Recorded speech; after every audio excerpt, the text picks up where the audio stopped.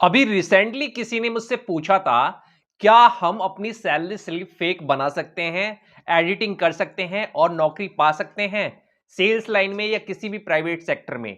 मैंने उसका रिप्लाई नहीं किया, क्योंकि ये रिप्लाई करने का कोई भी इसका तुक नहीं बनता। अगर आप झूठ बोल रहे हैं, कोई फ्रॉडबाजी कर रहे हैं, तो कभी ना कभी आपको नुकसान होगा। अब आप कहेंगे कि बिना झूठ के तो प्राइवेट सेक्टर में चलता नहीं है।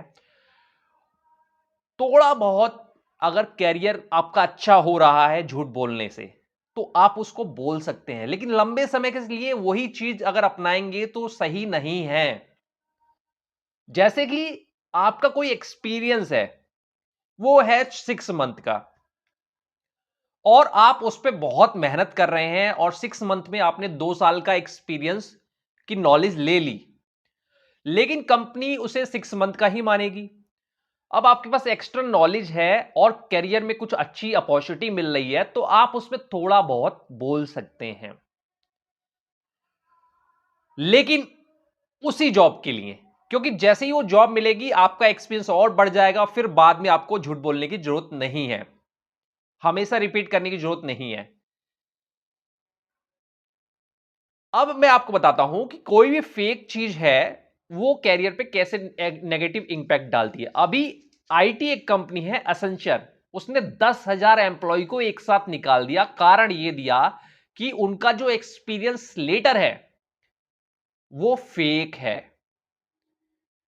अब कंपनी को निकालना है तो वो कोई ना कोई कारण ढूंढेगी, उसको पता भी रहता है, एचआर को पता भी रहता है, लेकिन जब प्रेशर रहता है, हायरिंग का प्रेशर रहता है, तो वो हायर कर लेते हैं। लेकिन जब निकालने का होता है तो कोई ना कोई कमी वो जानते हैं और ढूंढते हैं, उसी चीज को बना के आपको निकाल भी देंगे। तो इसका नेगेटिव इंपैक्ट ये पड़ सकता है कि कभी कंपनी आपको निकालना चाहेगी तो बहुत आसानी से निकाल देगी। इसीलिए ऐसी चीजें जो भी करें सोच समझ के करें और कम समय के लिए करें।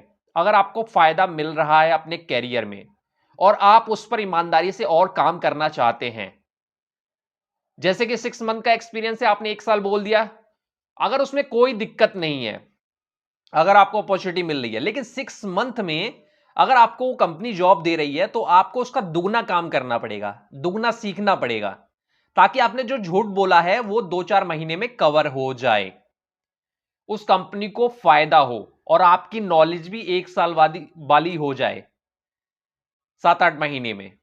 ऐसा पॉसिबल है, लेकिन उसके लिए आपको एक्स्ट्रा काम करना पड़ेगा और लंबे समय के लिए ये ट्रिक्स नहीं अपनाई जाती। मोस्टली मैं यही कहूंगा कि आपको ये ट्रिक्स अपनानी ही नहीं चाहिए। आपको जवाब मिल गया होगा, इस बात का जरूर ध्यान रखें। कोई भी नेगेटिव चीज है, गलत चीज है, हर किसी को पता होता है, क्योंकि एक्सपीरियंस से सबको पता होता है, वो आपके खिलाफ कभी भी यूज की जा सकती है। आप ये मत सोचिए कि सामने वाले को पता नहीं है। इसीलिए ऐसी चीजों का कम से कम इस्तेमाल करें और अपने एक्सपीरियंस को बढ़ाएं।